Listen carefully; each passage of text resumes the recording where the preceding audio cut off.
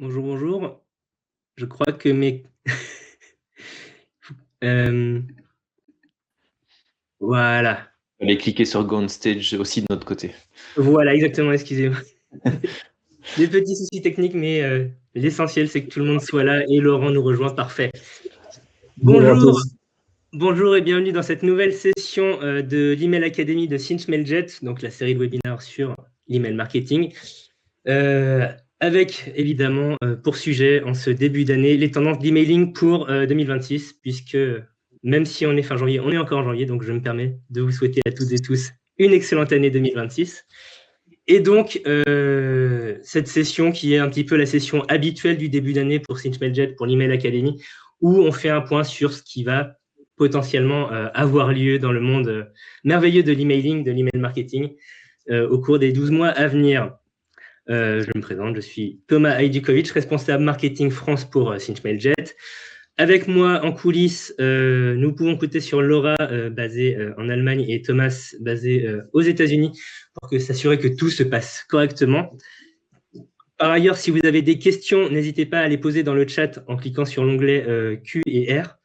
Et ce sera Lara et Daniela qui s'en occuperont, donc qui répondront à vos questions techniques potentiellement, mais même les questions que vous pourrez avoir pour nos invités, car oui, une fois n'est pas coutume, l'Email Academy a des invités qui sont là, que vous voyez et qui vont se présenter, donc Laurent et Jonathan, parce qu'on voulait donner la parole à des experts externes sur justement ce que ces tendances de l'emailing 2026 peuvent nous promettre. Donc, je vais proposer à Laurent de se présenter en premier, s'il te plaît. Merci Thomas. Donc Laurent Garnier, je suis expert en délivrabilité avec plus de 20 ans d'expérience en email marketing. Je suis membre du bureau de Signaspam, de l'IMD. Et j'ai un petit scoop à annoncer, c'est que l'IMD va se rejouer à Biarritz cette année, les 8 et 9 octobre. Je suis membre aussi de l'Alliance Digitale, où je m'occupe d'un atelier, un groupe de travail sur la délivrabilité. Et on avance justement, on en reparlera sûrement, je pense, pendant la session, mais avec des ateliers au sein de l'Actil par rapport à un sujet qui nous intéresse fortement. Et je suis membre honoraire de Signaspam. Beaucoup de titres. Jonathan, est-ce que tu as autant de titres? Est-ce que tu es aussi titré que Laurent de ton côté? Je sais pas, mais après la différence avec Laurent, c'est que moi j'appartiens à une équipe d'experts chez Bad Sender qui se partage entre deux grandes passions qui sont le partage de connaissances et d'expertise autour de l'email marketing et du CRM à travers le blog badsender.com, nos newsletters, les réseaux sociaux. Et donc, on a l'activité d'accompagnement et de conseil qui nous fait vivre autour des sujets de délivrabilité, de stratégie email marketing, de conception et d'industrialisation de newsletters. Et c'est vrai que dans l'équipe de Bad Sender, moi aussi, je suis un peu plus spécialisé sur les questions de délivrabilité. Comme Laurent l'est, je suis un ex-EMD et membre de Signal Spam aussi, mais bon, on va passer les titres, c'est pas le plus important. Et on rappelle que le MD, justement, donc c'est pour Email Marketing Day, et donc c'est plus sur un, mais sur 2 jours maintenant, où la crème de l'emailing en France, en tout cas, se retrouve pour discuter des thématiques, des grandes thématiques autour du canal qui nous anime. Avant de rentrer dans le vif du sujet, un rappel, donc il y aura une session de questions-réponses. Donc si vous avez des questions pour nos invités ou pour Mailjet en général, n'hésitez pas à les poser donc en cliquant sur l'onglet demander, l'onglet QR en haut. Et par ailleurs, si certains de vos collègues n'ont pas pu rejoindre la séance en direct, pas de panique, elle sera disponible sous peu en vidéo, en rattrapage, donc tout le monde recevra une notification quand ce sera mis en ligne. Au programme aujourd'hui, 4 grands axes. Un sur les destinataires, consacré aux destinataires, puisque les boîtes de réception ont évolué en 2025 et vont continuer d'évoluer en 2026, notamment avec le fameux buzzword l'IA. Donc, on va revenir là-dessus, évidemment.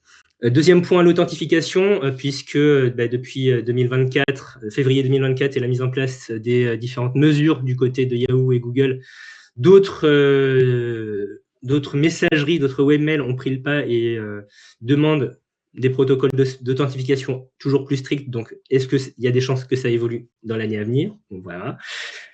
Troisième point sur le suivi, puisque ces changements dans la façon dont les destinataires consomment l'email changent, est-ce que le taux d'ouverture, le taux de clic ont toujours autant de sens aujourd'hui? Donc, quelles sont les statistiques à suivre si on veut continuer à performer dans l'emailing? Dernier point, c'est un autre buzzword dont on entend parler depuis maintenant quelques années, mais l'omnicanalité, donc à savoir l'utilisation d'une multitude de canaux numériques, digitaux pour toucher et communiquer avec votre audience. Est-ce que donc dans cette omnicanalité, l'email a toujours sa place au milieu des SMS, WhatsApp et autres? Donc rentrons dans le vif du sujet avec le premier point sur l'évolution des boîtes de réception. Et pour commencer, j'ai envie de donner la parole à Jonathan. Donc justement, on a fait le point. Ce que j'ai dit en introduction, c'est que l'an dernier et probablement cette année encore, on a vu certaines messageries, comme ici en illustration Outlook, faire de plus en plus appel à des outils, des fonctionnalités liées à l'IA. Donc ici, avec Outlook, c'est Copilot.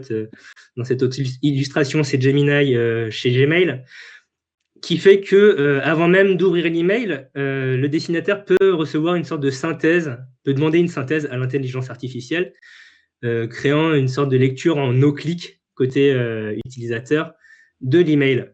Est-ce que, de ce que toi, tu as pu constater en tant qu'expert en délivrabilité, c'est quelque chose qui est effectivement utilisé par les destinataires finaux, qu'ils soient professionnels ou particuliers? Et est-ce que ça change fondamentalement quelque chose dans la façon dont on doit faire l'email? Le premier truc à dire, je pense, c'est qu'on n'est qu'au tout début, parce que les révolutions, elles sont plutôt devant nous, mais elles approchent à grands pas dans la boîte de réception des destinataires. Et c'est intéressant de se dire de réfléchir à quelle est la manière dont aujourd'hui quelqu'un décide d'ouvrir un email. Quand on reçoit des emails, on va d'abord regarder le nom de l'expéditeur, et ensuite on va regarder l'objet, et ensuite on va prendre une décision éventuellement de cliquer pour ouvrir l'email. Et en fait, ce que va apporter l'IA dans la messagerie, c'est pas mal de révolutions de ce côté-là, à plusieurs égards, parce que dans la liste des emails traditionnels tel qu'il est aujourd'hui, on continuera à avoir cette liste, mais on va avoir des résumés. On va avoir éventuellement à l'ouverture de l'email aussi un résumé qui va changer notre comportement par rapport au défilement de l'email et à du potentiel clic. On va aussi avoir globalement dans la boîte mail une plus grande intelligence, avec des gros guillemets, sur ce qui est mis en avant.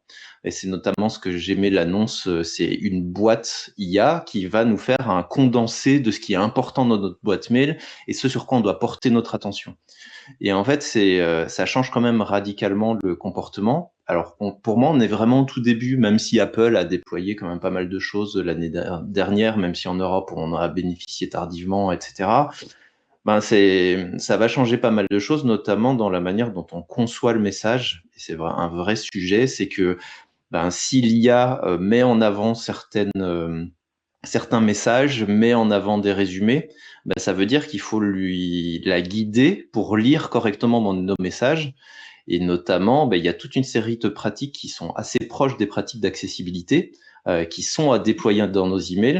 Il y a aussi avoir du langage clair dans la rédaction des messages pour que l'essentiel du message et de l'action qu'on va demander au destinataire soit facilement identifiable par l'IA. Donc, au final, l'IA dans la boîte mail, c'est beaucoup de sujets de contenu, mais c'est aussi, et peut-être que Laurent complétera là-dessus, c'est beaucoup de sujets d'interaction.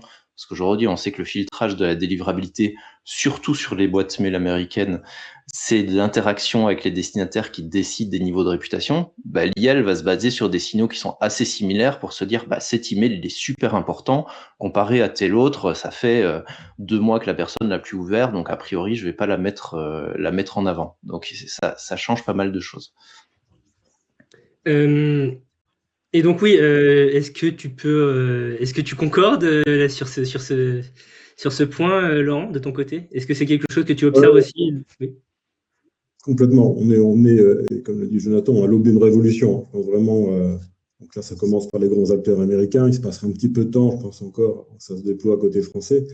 Il y a des vraies considérations à prendre aujourd'hui. Et encore une fois, Gmail, c'est ce qui constitue l'essentiel d'une base collectée aujourd'hui. C'est facilement 40%, voire des fois dans certains cas 50% des adresses collectées. Il va falloir s'adapter à ça. Et surtout, comme disait Jonathan, modifier la façon dont on rédige le contenu aujourd'hui. Il faudra penser, et on est bien ma tête, qui sera traité par de l'IA ce contenu. Et toute la difficulté, ce sera de faire en sorte qu'il soit résumé correctement par une IA, et qu'il y ait quelque chose. Je pense que paradoxalement, se servir de l'IA pour créer des contenus, ce qu'on voit de plus en plus aujourd'hui, n'est pas forcément une bonne chose non plus. Je pense que ces outils sont en attente d'humanité, de contenu fait par l'humain, parce que l'IA aujourd'hui, certainement, on l'a vu, on le constate de plus en plus aujourd'hui, on a des tentatives de phishing, de spoofing qui sont extrêmement bien faites. En fait. Des phishing qui sont, et à moins d'être un peu expert, d'aller regarder les entêtes d'email, etc., certains posent vraiment doute quant à l'authenticité. Et là-dessus, c'est parce que c'est fait par des machines. Il n'y a plus de faute d'orthographe, c'est très bien fait, respecte la charte graphique de l'annonceur. On est sur de la quasi-perfection. Et à l'instar de ce qui se passe aussi dans l'éducation, je sais parce que je vois pas mal d'élèves aussi en enseignement supérieur qui ne travaillent qu'avec l'IA et qui travaillent plutôt mal, en l'occurrence. Et on a des outils pour vérifier que leur production ne soit pas... et réalisé à hauteur de 30%, pareil, etc. Je pense qu'il va se passer la même chose sur cette AI inbox lancée par Gmail, de regarder un petit peu comment le mail est généré. Alors, évidemment, il va falloir le personnaliser. Je pense que l'ère du tag de perso du prénom, elle est dépassée. On va le personnaliser, cet email, par rapport à la connaissance client qu'on va avoir. Avoir un contenu, l'idéal, c'est d'avoir un contenu fait pour chaque individu, en quelque sorte. Et on a des outils, alors autant, c'est ce qu'on dit depuis longtemps, le triptyque de l'email, envoyer le bon mail à la bonne personne, au bon moment, avec le bon contenu, etc. C'était très compliqué. Voilà. Et on arrive à une époque, et justement avec ces outils d'IA, qui vont nous permettre de segmenter très très finement. Modulo, après, peut-être des questions de droit, d'aller profiler avec plus ou moins de consentement, mais c'est un vrai sujet. Merci pour ce complément de réponse. Avant qu'on avance, il semblerait que ton son soit un peu moyen de notre côté, Laurent. Est-ce que tu as la possibilité de changer de source de micro ou quelque chose le temps que l'on avance, on a déjà eu des premières questions, donc on adressera certaines d'entre elles durant la session de questions-réponses. Mais il y a Coraline qui te demande à toi, Jonathan, combien de fois tu recommanderais de faire un mail à un même destinataire par an pour optimiser le référencement par les IA des mails, justement des mails de l'expéditeur au sein de la boîte mail en question? Moi, je suis navré, je ne vais pas répondre avec une bonne pratique générique. Moi, je répondrai chaque fois qu'on a quelque chose de pertinent à raconter. C'est ça qui est important au final. Si je prends toujours le même exemple, si vous vendez des lave-linges qui ont une fréquence d'achat d'à peu près tous les 5 ans et que c'est le seul produit que vous vendez, probablement que le nombre de messages que vous allez être capable d'envoyer par an devrait être assez faible parce que vous allez avoir assez peu de choses à raconter sur le sujet, même sur des bonnes pratiques d'usage. Par contre, si vous proposez des produits, services avec des renouvellements fréquents, avec de la nouveauté fréquente, etc., vous allez sans doute avoir des choses pertinentes à raconter. Donc la modulation, elle se fait plutôt de cette manière-là. Donc il faut y réfléchir, et il n'y a certainement pas de réponse universelle au sujet. En outre, c'est peut-être c'est une question pour tous les deux. Donc, on a compris que l'IA intégrée à ces messageries fait d'abord du traitement de texte, de l'analyse textuelle. Quid des images? Est-ce qu'il y a aussi une analyse visuelle qui peut ensuite être traduite ou synthétisée par l'IA dans les résumés qu'elle peut faire du contenu de l'email? Je ne sais pas si tu veux répondre, Laurent, ou si tu veux que je me lance. Non, je t'ai cité sur le texte, ça va bien au-delà. On n'est plus sur la présence de mots-clés et compagnie. Ça, à l'ère de l'IA, c'est mort. Complètement, on va détecter ces fameux leviers psychologiques qu'on peut avoir justement dans les tentatives de phishing qui vont interpeller les gens sur des questions d'urgence, d'empathie, etc. Et c'est ça, je pense, que l'IA va détecter dans le texte. Et c'est à quoi il va falloir aussi... et là aussi, je pense que l'ère du mail marketing assez agressif, c'est fini, ça. Il faut être beaucoup plus fin. Ouais, mais après, je rajouterais un autre élément, c'est que il y a une question de coût aussi qui existe. Faire traiter du texte par une IA, ça ne coûte pas très cher, donc effectivement, il est fort probable que la plupart du contexte reste du contexte qui soit issu du texte présent dans les emails. Les images peuvent effectivement être analysées, mais elles vont coûter plus cher à l'opérateur de la messagerie et donc elles seront peut-être un peu moins prioritaires. Et moi, je rajouterais un point aussi, parce que là, on se focalise sur le contenu, et il faut du contenu original qui plaise, qui intéresse. Mais la notion d'interaction dont on a parlé tout à l'heure, elle est vraiment ultra importante. Ce que les boîtes mail mettent en avant dans les résumés en disant ça, c'est les 4 sujets qui t'intéressent, sur lesquels tu dois réfléchir. C'est principalement des emails interpersonnels, donc des emails avec lesquels on interagit en mode je réponds, j'écris ma réponse, j'envoie mon email.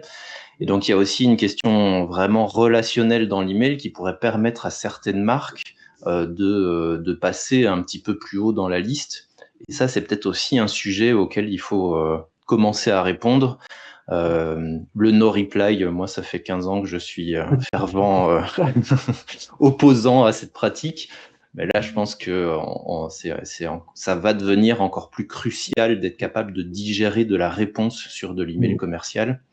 En tout cas, ce sera un avantage stratégique.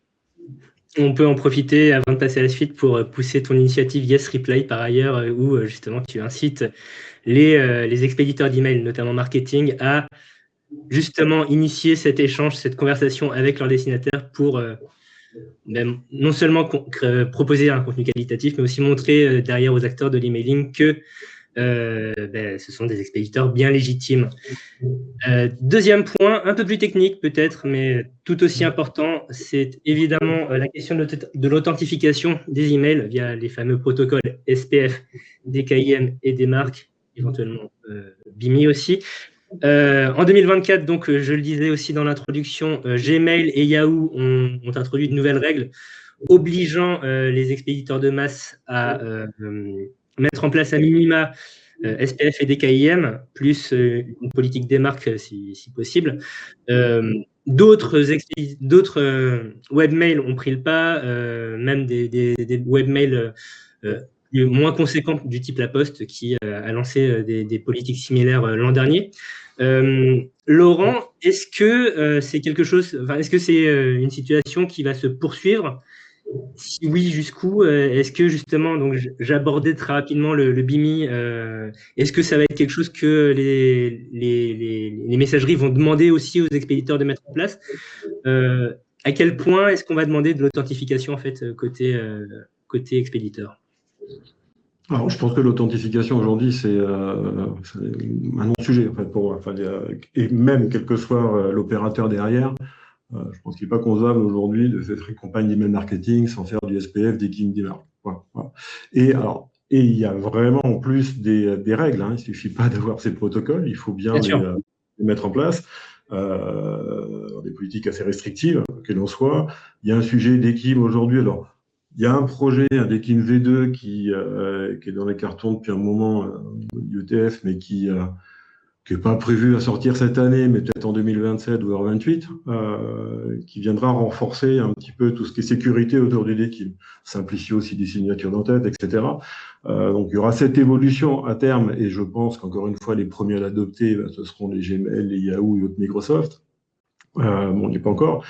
Toujours est-il qu'aujourd'hui, un DKIM, voilà, c'est de la clé RSA plutôt en 2048, ou si on reste en 2024, c'est opérer ce qu'on appelle de la rotation de clés. Ce qui n'est pas toujours évident à faire, encore une fois, maintenir, bouger des clés, sur la propagation des lettres, il faut être capable de gérer effectivement ce point-là. On est vraiment sur des opérations techniques qui dépassent normalement le portefeuille des marketeurs qui envoient les emails. Là, on va vraiment faire appel à une équipe technique pour les mettre en place. Et encore une fois, pour avoir de grandes marques aujourd'hui qui ont pignon sur rue, avoir des gros défauts d'authentification encore de leur message. Et ça, effectivement, plus ça va aller, moins ça va passer sur certains opérateurs. DMARC aussi qui est négligé. Il y a un nombre impressionnant encore d'annonceurs qui fonctionnent en policy none, c'est-à-dire en fait, en gros, si j'ai un problème, on dit à l'opérateur de ne rien faire, quoi. Alors le none, il sert au départ juste à tester mon infrastructure et de voir effectivement tout marche bien. Mais tout de suite, il faut passer très très vite en des politiques, enfin une politique plus restrictive, soit de la quarantaine, où le message, si l'opérateur détecte un problème, sera livré en courrier indésirable, parce qu'a priori, il n'a pas à être distribué, voire rejeté complètement. Et c'est encore une fois ce que je préconise, au moment qu'on est sûr de son infrastructure, c'est de rejeter ce message qui ne correspond pas justement à l'adresse IP qui est censée être utilisée ou au chiffrement des keys. On est peut-être allé un peu vite en besogne parce qu'effectivement, on a tout de suite parlé de SPF, des KIM, des marques. Il y a certaines personnes qui ne savent pas ce que c'est. Est-ce que dans les grandes lignes, est-ce que tu peux rappeler rapidement de quoi il s'agit? Alors, ce qu'on appelle les protocoles d'authentification. Le premier à être apparu, c'est SPF, il y a quasiment 20 ans, peut-être même un peu plus. Ça passe vite. Qui va indiquer le nombre d'adresses IP, des adresses IP habilitées à communiquer en votre nom. Voilà. Donc, ça, alors là aussi, dans la bonne pratique, c'est de limiter cette liste d'adresses IP à celles qui sont réellement utilisées. Encore aujourd'hui, des enregistrements SPF avec nombre de range IP assez conséquent, et c'est jamais très bon. Dekim donc est venu quelques années après, enfin, Domain Keys au départ, et lui est venu chiffrer l'email. Donc on vient s'assurer qu'entre au moment où on va envoyer l'email et au moment où il va être reçu, qu'il n'y ait pas d'interférence dessus, qu'il ne soit pas altéré, qu'il ne soit pas modifié, qu'il ne soit pas intercepté, et de livrer grâce à une clé qui permet à l'opérateur de le déchiffrer et de l'exposer en boîte. Donc c'est des armes anti-phishing en fait au départ. C'est de s'assurer que la communication va rester authentique et qu'elle est bien émise par celui qui doit l'émettre. Mais bon, on voit aujourd'hui, malgré tout, que par défaut d'authentification ou parce qu'on a des gens assez malins en face qui arrivent à passer ces protocoles, et c'est de là qu'est né DMARC, qui va indiquer, justement, je disais tout à l'heure, à l'opérateur comment il doit réagir en fonction de défauts qu'il va constater au niveau du SPF, au niveau du chiffrement, et on va lui dire quoi faire. Voilà. Donc, si moindre défaut, on lui demande de rejeter, parce que je suis sûr de mon infrastructure et mon nom de domaine n'a pas à se présenter avec cette autre IP, ou cette IP n'a pas communiqué avec cette clé-là, parce que c'est pas celle que je publie.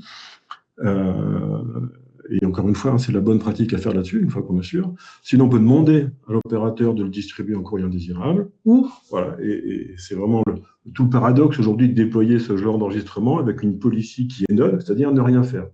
Et ça, je pense que de plus en plus, ce sera scruté par les opérateurs, et c'est déjà le cas, de voir comment un annonceur authentifie ses messages, et s'il dit, voilà, si j'ai un problème, vas-y, distribue, ne fais rien, c'est pas forcément bon signe. Donc ça, encore une fois, je pense que c'est la plus grosse anomalie que je vois aujourd'hui dans les authentifications. Ton SPF, il n'y a plus trop de sujets. Modulo, le fait d'être assez, comme je disais, assez strict, en fait, de ne pas permettre effectivement d'autres IP de pouvoir communiquer. Dekim, ça rentre aussi un petit peu dans les mœurs. Voilà, DMARC, c'est beaucoup trop de policies anon qui sont encore présentes. J'ai une question pour toi, Jonathan, consécutive aux explications de Laurent. Côté destinataire, est-ce que les destinataires se rendent compte de ces renforcements d'authentification? Je rebondis sur la question qu'a posée Antoine dans le chat, en fait, qui se demande si l'authentification a un réel impact, puisque, d'après lui, dans son impression, le spam n'a pas diminué en boîte de réception. Peut-être qu'il y a une question de définition à apporter sur ce qu'est le spam, par exemple, ou ce genre de choses d'abord. Et ensuite, est-ce que les destinataires plébiscitent, je ne sais pas si c'est le terme adéquat, mais en tout cas, demandent plus d'authentification? Alors, il y a plein de questions dans ta question. Ouais, désolé. Il faut que je prenne ça séquentiellement. Déjà, sur la définition du spam, de toute façon, ce que vous considérez comme étant du spam et qui arrive dans votre boîte de réception, voire le spam qui arrive dans votre boîte spam, c'est parce que les opérateurs de messagerie et les filtres anti-spam ont un doute l'écrasante majorité du spam est éjectée avant même d'arriver dans votre boîte spam, et fort heureusement, parce que sinon on serait tous ensevelis sous le spam. Et partant de là, en fait, l'authentification elle-même, elle n'apporte pas de solution contre le spam, parce qu'un spammer, alors je vais prendre une définition assez light du spammer, qui serait quelqu'un qui envoie beaucoup d'emails non légitimes sur lesquels les personnes n'ont pas donné de consentement. Pas forcément de la cybercriminalité, mais en gros, j'ai une base mail, j'arrose tout le monde en permanence, je suis un spammer. Si j'ai fait mon travail d'authentification correctement, je passe les filtres d'authentification et j'arrive à envoyer mon spam. Donc, on n'a pas réellement de lien entre la diminution du spam et la mise en place de l'authentification. Là où on va avoir un impact réel, et c'est quand même pour ça que les messageries l'ont mis en place, c'est sur la sécurité des destinataires et des utilisateurs des messageries, qui vont être moins victimes, mais c'est pas pour autant que c'est parfait non plus, de tentatives d'usurpation d'identité qui peuvent mener à des problématiques bien plus importantes que de juste avoir beaucoup trop de messages dans sa boîte mail. Donc en soi, authentifier ses emails, ça ne permet pas de mieux délivrer, ni d'avoir moins de spam dans sa boîte mail, ça permet surtout d'être un peu plus en sécurité. Et dernier point sur cette question d'authentification et surtout de renforcement de la confiance et de la sécurité, je l'ai évoqué très rapidement. Bimi, est-ce que, d'après toi, Laurent, ça va être quelque chose qui va être demandé de la part des expéditeurs par les webmails, par les messageries, justement, de la même manière qu'il y a 2 ans, Gmail demandait à ce que impérativement SPF et DKIM soient mis en place? Non, je ne pense pas que ce soit prévu. Après, Bimi, c'est vraiment, au départ, et ça fait quelques années que le protocole a été sorti, on en parle un peu plus ces derniers temps. Je pense que Bimi, c'est bien. Et comme dit Marc Audemeran, ça reste de très bons protocoles, si tant est que tout le monde les adopte et les accepte. Oui. C'est loin d'être un Bimi. Dit Marc, bon, ça se propage de plus en plus. Bimi vient, pareil, peut-être rappeler ce que c'est Bimi, c'est de remplacer effectivement le petit macaron que vous voyez dans certains webmails par le logo de votre marque. Ça, aujourd'hui, un BIMI, tout le monde peut le faire. On peut déclarer cet enregistrement. Le logo doit correspondre à certaines normes techniques, taille SVG, etc. Bon, bref. Et on peut y adjoindre un certificat. Il n'est pas obligatoire, ce certificat. Par contre, il est requis par un Gmail, par un Apple aujourd'hui, etc. Mais on peut déjà, sans s'affranchir d'un certificat qui a plus de $1 100, je crois, aujourd'hui, peut-être même augmenté, par an, donc par domaine, par logo à protéger. Voilà, on peut s'en affranchir et au moins voir ce que ça peut donner sur du Yahoo ou sur la Poste.net. Du lot, la Poste.net, je crois qu'il faut faire une déclaration et prouver que vous avez la propriété intellectuelle du logo. Ça, c'est une chose. Voilà.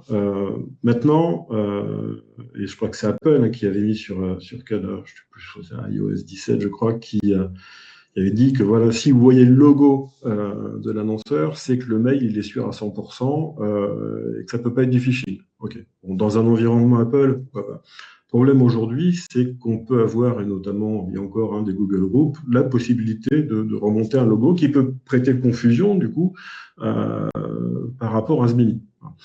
Donc, tant que, je pense, un annonceur, un opérateur de messagerie ne sera pas capable de valoriser plus en fait cet enregistrement, ça sera compliqué d'avoir une adoption générale. Alors, préciser aussi que Microsoft un temps disait vouloir y revenir. Apparemment c'est plus du tout d'actualité. Voilà. Les comptes Microsoft ne reconnaissent pas non plus ce protocole. Et au-delà de ça, c'est pas parce que vous avez un BIMI que le logo va forcément s'afficher. Ça reste tributaire de bonnes pratiques à côté. C'est la carotte que donne cet opérateur. Si tout se passe bien, si vous avez bonne réputation, et si vous avez ce qu'il faut, ils vont afficher votre logo. Mais clairement, aujourd'hui, ça permet, parce qu'il y a quand même assez peu d'adoption de BIMI aujourd'hui, d'avoir ce petit en avant et d'être mis en avant dans une boîte via un logo. Très bien. Passons à la suite, puisqu'on est déjà à la moitié du webinaire. Le temps passe vite. La suite qui est donc une question sur l'engagement en boîte de réception. On a vu une multitude de nouveaux outils émerger ces dernières années notamment les robots de clic et d'ouverture, ou ClickBot et OpenBot, qui créent des faux positifs, notamment dans certaines messageries. On pense à Apple Mail. Et puis, il y a des outils tiers comme Mail in Black qui permettent donc de vérifier la légitimité d'un email et des liens qu'il contient. Tout ça fausse justement les données d'engagement. Quand vous consultez votre taux d'ouverture et qu'il dépasse les 100%, bon, c'est super pour l'ego, mais probablement que ça ne reflète pas une véritable réalité côté consommateur. Donc, sur quelles statistiques est-ce que les expéditeurs vont devoir se focaliser pour avoir une image un peu plus réelle des performances de leur emailing dans les années à venir? Et pour moi, la question? Elle est pour vous deux. On peut commencer par Laurent, puisqu'il était sur le sujet technique jusqu'ici. Donc, continuons. Et puis, derrière, évidemment, Jonathan n'hésite pas à intervenir. Non, alors, je ne pense pas. Alors, même si ces métriques s'ouvrent beaucoup aujourd'hui, hein, et au-delà de tout ça, de ces métriques de réactivité, il y a les métriques de distribution aussi qui restent cruciales, en fait, hein, de savoir si mon email est accepté ou pas par la plateforme distante. Et déjà, il y a un vrai dialogue qui est déjà instauré entre les serveurs d'envoi et les serveurs d'opérateurs. Déjà, là, il y a quelque chose, en fait, et ça va peut-être revenir un peu plus, qui est souvent mal interprété, qui est pas bien traité non plus. On a vraiment ce dialogue qui mérite vraiment d'être exploité. Et je parle de ce dialogue avant l'échec, le fameux rebond, voilà, qui peut être temporaire, définitif ou lié à ma réputation. Mais il y a tout un dialogue qui s'opère et qui est très intéressant à monitorer, qui va donner des indices aussi sur l'engagement potentiel déjà de mon audience. Sur les métriques après de réactivité, donc le clic d'ouverture, l'ouverture et les clics, oui, alors l'ouverture souffre beaucoup. C'est vrai que depuis l'initiative d'Apple MPP, maintenant il y a les proxys Google également qui commencent un peu à fausser ces métriques. Et puis très récemment, enfin, vous avez tous vu ce projet de recommandation de la CNIL qui vient encadrer un petit peu tout ça. Donc c'est très compliqué, clairement. Pour moi, ça reste quand même une métrique intéressante, dans le sens où, si je reprends ce qu'a dit la CNIL dans ses recommandations, la mesure d'audience, elle n'est pas interdite. Okay, donc je vais pouvoir, ça m'accompagne, voir ce qu'elle génère quand même en ouverture. NPP, on sait les détecter, les Google Proxy aussi. Donc l'idée, c'est de voir sur la population que je connais fiable, voilà, avec un taux d'ouverture, même s'il n'est jamais 100% fiable, les ouvertures, elles sont accidentelles, machin, etc. Mais ça donne quand même des tendances. Je sais qu'il y a une discussion avec la CNIL qui voulait un petit peu modérer sa position pour le sujet des livrabilités. Peut-être, on pourra peut-être envisager d'avoir aussi des taux d'ouverture par domaine, ce qui est crucial. En délivrabilité, c'est quelque chose qui me sert le plus. C'est de mesurer ce taux d'ouverture par domaine. Là, je ne parle pas de profilage encore, d'exploiter cette information effectivement dans le cadre du parcours. Effectivement, elle n'est pas fiable, mais sur de la mesure d'audience, et si on peut la rapprocher au domaine, modulo, la capacité en base d'avoir suffisamment de domaines pour ne pas identifier la cible qui viendrait avec son domaine perso, ça reste très pertinent, je pense encore, et ça peut mettre en avant justement des mises en courrier indésirables assez massives. Quand j'ai un taux d'ouverture sur du Gmail qui est à 25% et qui ne dépasse pas les 2% chez Microsoft, je mets mon spam chez Microsoft, j'ai pas de doute. Voilà. Donc ça permet de mesurer ça un petit peu. Voilà. Le clic, ça reste quand même une valeur sûre. Voilà, modulo, effectivement, ces robots qui sont omniprésents, ça se détecte aussi. C'est un peu plus fastidieux, mais ça peut se détecter. Et c'est avec lui mon vrai témoin d'engagement.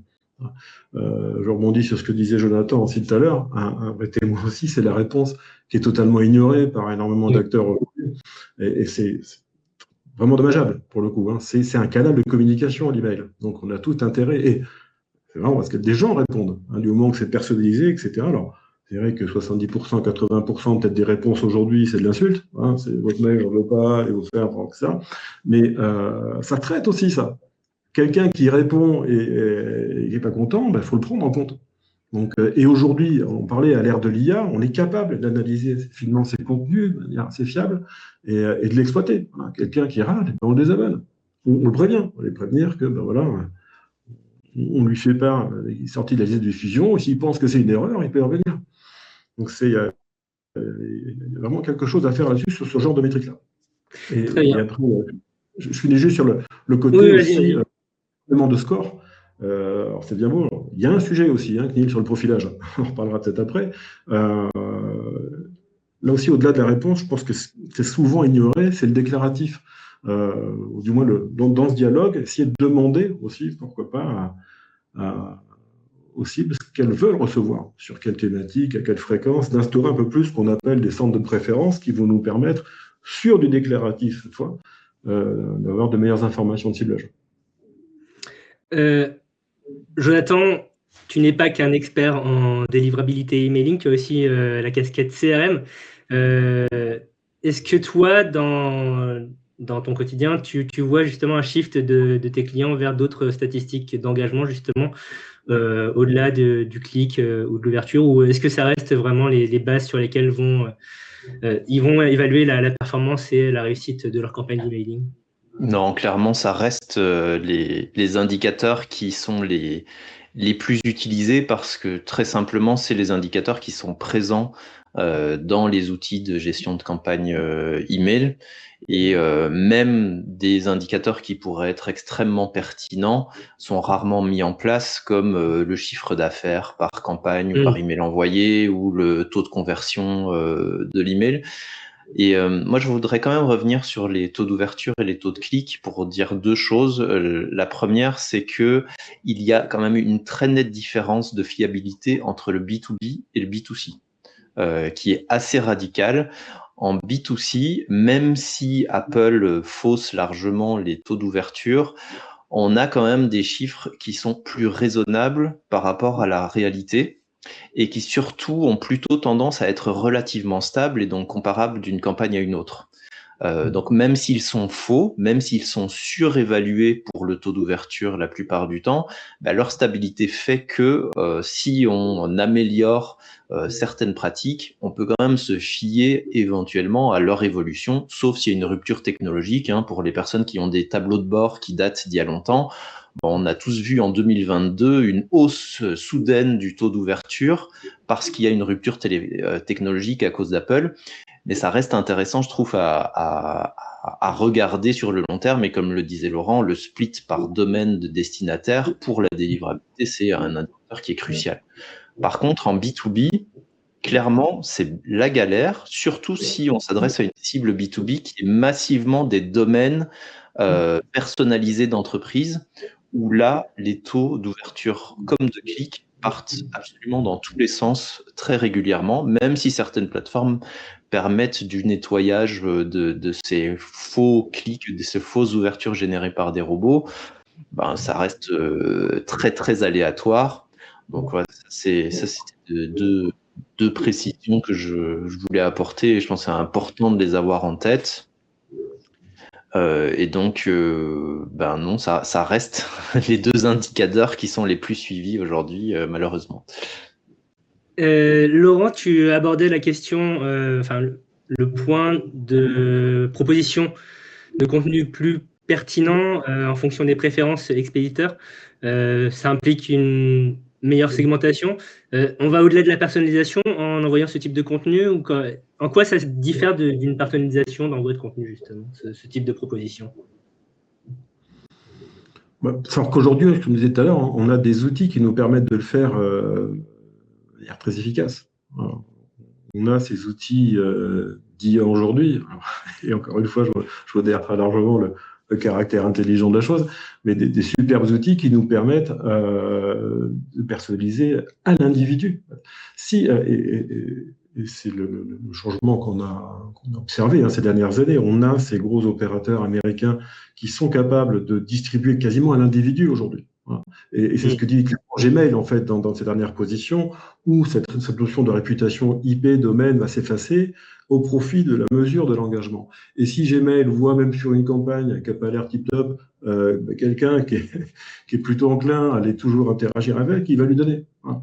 Et c'est ça auquel il va falloir répondre. Donc, puisqu'on a des opérateurs qui sont capables de traiter individuellement l'envoi, mais il faut le faire en amont aussi. Voilà. Et contrairement à l'époque qu'on a pu vivre il y a quelques années, on a les outils pour le faire aujourd'hui. Très bien, c'est très clair. Passons au dernier point de cet échange. Il y a beaucoup de questions encore autour des taux parce que on veut savoir qu'est-ce qu'un bon taux d'ouverture, bon taux de clic, mais on y reviendra dans la session de questions-réponses. Dernier point, l'omnicanalité. Donc un mot-clé depuis quelques années où donc on veut que l'email ne soit plus qu'une brique dans un grand tout marketing. Est-ce que 2026, ça va être l'année de l'omnicanalité selon toi, Jonathan? Je sais que tu as une opinion sur la question. Est-ce que l'email est en train de mourir? C'est ça. C'est ça ta vraie question. Ah bah oui, elle brûle les lèvres de tout le monde. Est-ce que l'email va être remplacé par du WhatsApp ou des MMS ou que sais-je? Non, pas plus qu'en 2015 et pas plus qu'en 2005. Voilà. Très bien. Non, pour la après, réponse courte, ça, voilà. pour moi, la question sur l'email spécifiquement, ce qui est quand même important de dire, c'est que même si le numéro de téléphone mobile s'est imposé comme étant l'autre identifiant unique que tout le monde utilise au quotidien, l'email reste largement devant sur la plupart des sites, même dans les applications. Quand on se crée un compte, quand on se connecte, ça reste l'email qui est souvent la clé d'identification numéro 1. Il y a ce qu'on appelait le social login, je ne sais plus comment il faut l'appeler, mais se connecter avec Google, se connecter avec Facebook, se connecter avec machin, c'est une autre méthode. Et puis il y a le numéro de téléphone, parce qu'effectivement, le numéro de téléphone mobile, c'est quelque chose qui est vraiment très personnel et qui est plus unique que l'adresse email. Mais d'ailleurs, c'est un sujet qu'on pourrait négocier un peu, parce que l'avantage de l'email, c'est notamment dans un cadre B2B, B2C, on va être capable de capter le bon contexte. Alors que le numéro de téléphone, on ne sait pas si c'est un numéro pro, si c'est un numéro perso, etc. Donc ça, c'est pour la place de l'email dans l'écosystème, il reste tout à fait central. Après, sur la question du multicanal, de l'omnicanal, je trouve que c'est vraiment un sujet de nouveau où tous les ans, en janvier, on évoque ce sujet depuis plus d'une dizaine d'années. Les canaux qu'on évoque évoluent, se multiplient, certains quand même meurent, surtout les canaux privés qui sont détenus par des entreprises privées, là où l'email a cet avantage de n'être détenu par personne. Ce qui est important, c'est l'orchestration de toute façon et la pertinence. C'est quels sont les canaux qui sont pertinents pour mes destinataires, qui sont pas vus comme intrusifs. Alors autant l'email est rarement prioritaire pour les gens parce que c'est l'essence de ce canal, autant il est peu vu comme intrusif, là où un SMS, un RCS sera beaucoup plus vite vu comme intrusif. La notification mobile, elle se trouve un peu entre les deux. En fait, c'est comme le contenu, c'est comme la fréquence, ça dépend du contexte, ça dépend de qui on a en face, ça dépend à quel point il y a de l'engagement. Et c'est aussi un vrai sujet outil, puisqu'on voit que des outils plus anciens ont plus de difficultés sur l'orchestration multi ou omnicanal. J'avoue que la distinction entre les deux, je trouve que c'est un peu du vocabulaire de marketeur, mais dans la réalité, l'un se substitue à l'autre quand il devient plus à la mode. Donc c'est pas là où se trouve l'enjeu en fait. Très bien. Est-ce que tu souhaites rebondir là-dessus, Laurent, ou tu abondes à 100% dans le sens de Jonathan? Oui, non, complètement. Enfin, l'email a toujours sa place. Il y a une certaine complémentarité aujourd'hui sur ces différents canaux en fonction de la situation qu'on a avec nos clients ou nos prospects. Hein. Il y a soit détecter le moment où je peux envoyer du SMS, du RCS versus de l'email. Donc, garder en tête aussi que pourquoi l'email est toujours là, je pense, c'est parce qu'il est pas cher. Voilà, on est vraiment sur le canal qui a le meilleur rapport qualité-prix et au-delà le meilleur ROI, hein, quoi qu'il en soit, et encore aujourd'hui. Faut oublier qu'un SMS, hein, on est entre 35 et 40 euros du 1000 et quasiment 80 pour du RCS. Là où sur les mails, on peut être en dessous du 1 euro du 1000, largement même. Voilà. Donc il y a ce critère qui joue aussi. Mais ce qui a fait que, justement, le spam s'est largement plus développé au sein de l'email que sur ces autres canaux, pour lesquels les coûts sont beaucoup plus forts. Très bien. Eh bien, il est temps de passer aux questions-réponses. On a une grosse dizaine de minutes pour aborder. Donc, je fais faire un tour dans les questions qui ont été posées. Par rapport à ce qui a eu le plus de votes. Beaucoup de questions autour du SPF, du DKIM.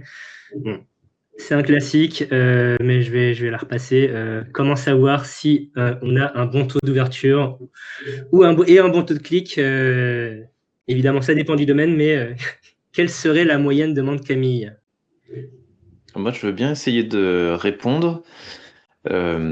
Un bon taux, je ne sais pas, mais un mauvais taux, je pense savoir. C'est-à-dire que clairement, quand on descend en dessous de 20, qu'on touche aux 15%, on est quand même dans une zone vachement trouble, et ça veut dire qu'il y a des questions, notamment sur la gestion d'inactivité, qui sont pas traitées correctement. Le taux de clic, alors déjà, il faut savoir de quel taux de clic on parle. Je vais parler du taux de clic sur le nombre d'emails envoyés. Disons que pour certains, 2%, ce sera déjà pas mal, et pour d'autres, en dessous de 6%, ce sera compliqué. Là, c'est encore plus complexe à avoir en tête. Moi, j'aime bien un autre chiffre qui est le taux d'insatisfaction, qui est un taux négatif, mais qui est intéressant à analyser, qui est le ratio entre le nombre de désinscriptions et le nombre de clics sur une campagne. Donc, en gros, ça veut dire combien de personnes se sont désinscrites par rapport au nombre de clics utiles sur l'email. Et ce ratio, il est très intéressant. Et nous, on estime que entre 10 et 20%, c'est pas mal. Au-dessus de 20%, c'est vraiment nul. Et en dessous de 10%, c'est pas mal. Donc, en dessous de 10%, ça veut dire moins d'une personne qui se désinscrit pour 10 clics utiles dans le message. Très bien. Une bonne réponse par la négative. Une question Une question de Ludivine sur la question des préférences que tu avais abordée, Laurent. Comment peut-on mettre en place un échange avec le destinataire pour connaître ses préférences de réception?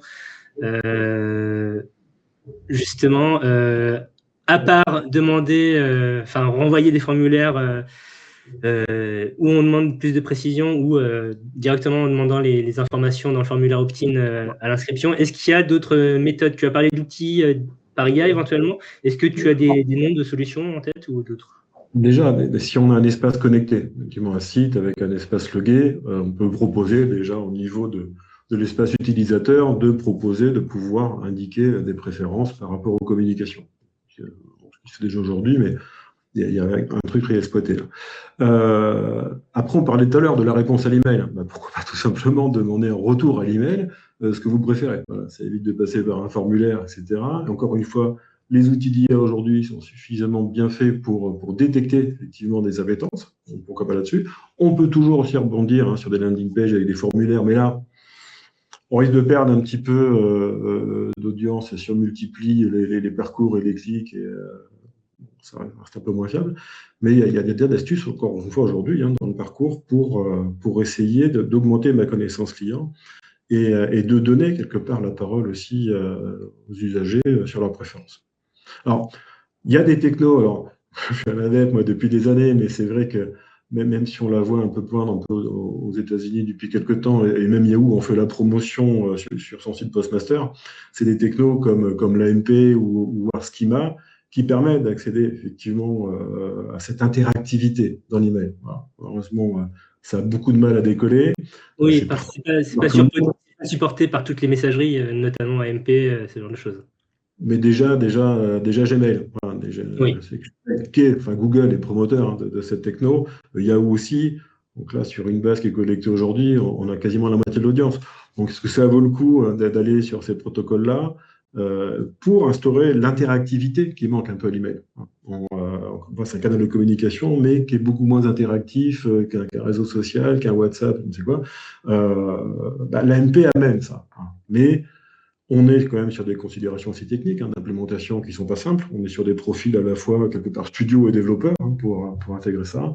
Et Schema, qui permet à un email de populer un email avec des variables d'environnement, des métadatas, en fait, qui, en fonction de la typologie de mon email, va amener des précisions. Voilà, donc ça peut être pour confirmer un rendez-vous, avoir directement des heures qui se mettent à jour ou un portail d'enregistrement pour l'aéroport, etc., qui vont en permanence, effectivement, déjà rester en tête de gondole sur du Gmail tant qu'il y a une validité de l'email et qui va se mettre à jour de manière active automatiquement. Voilà. Bon, c'est encore une fois, Yahoo fait vraiment une grosse promo sur son site, mais ça a vraiment beaucoup de mal à décoller côté européen. Question qui est en lien avec le début du webinaire. Est-ce que le contenu rédigé en partie par de l'IA aura un impact sur la délivrabilité, positif ou négatif? Et ça rejoint une question que Sophie vient tout juste de poser. Quid du contenu éditorial des emails? Est-ce qu'il y a des tendances éditoriales pour 2026 dans le contenu des emails qui fonctionneront non seulement en termes de résonance avec l'audience, mais aussi peut-être d'un point de vue délivrabilité, d'après vous? Je vais être un petit peu militant. Soit. Mais un contenu plat et sans âme, qui soit rédigé par l'IA ou par un humain, ça change pas grand-chose. Par contre, être capable d'avoir une vraie singularité dans la rédaction, en passant par l'IA, ça reste quand même très difficile de générer des idées nouvelles. Et donc là, je parle vraiment de ce que reçoit le destinataire, parce qu'au final, on parle toujours de la délivrabilité par rapport au contenu, mais ce qui va être en lien direct entre la délivrabilité et le contenu, c'est ce que le destinataire en pense et c'est comment il interagit avec le message. Il y a un lien entre contenu et délivrabilité de manière directe, mais qui a de nouveau plutôt attrait à la sécurité, à est-ce que dans mon contenu, il y a des propos qui sont liés à des contextes d'attaque de ces temps-ci? Est-ce que j'ai totalement changé de ton dans ma rédaction qui fait que les destinataires pensent que c'est du spam et que c'est illégitime? On est plutôt sur ce type de notion. Et clairement, sur la question éditoriale, pour moi, c'est un vrai sujet. Alors nous, on porte cette voie-là de la rédaction depuis longtemps, mais pour se différencier du reste de la masse d'emails qui arrivent, il faut, si vous utilisez l'IA, avoir en amont travaillé de la charte éditoriale, de la charte rédactionnelle, pour que le contenu que vous sortez via l'IA ne soit pas juste une soupe standardisée que tout le monde serait capable de sortir en même temps que vous. Est-ce que tu as un complément à ajouter de ton côté, Laurent, sur l'éditorial? Oui, complètement. Hein, là-dessus. Et ce qu'on disait au début, c'est qu'il va falloir vraiment éviter de reprendre en fait tous ces leviers psychologiques utilisés par ceux qui font du phishing aujourd'hui. Sortir de ces mails qui incitent à l'urgence, à l'empathie, et d'arriver sur des contenus beaucoup plus humains, de se démarquer de ça. Très bien, mais ça répond également aux questions que posaient Michael et Stéphane sur les subtilités à mettre en place pour éviter d'être placé en spam. Une dernière question. Alors, très belle question d'Emma. Est-ce que finalement on ne va pas chercher on ne veut pas aller presque chercher l'imperfection dans un contenu pour le rendre justement plus humain? Quand on fait de la rédaction, il y a un sujet qui est important, c'est l'aspérité rédactionnelle.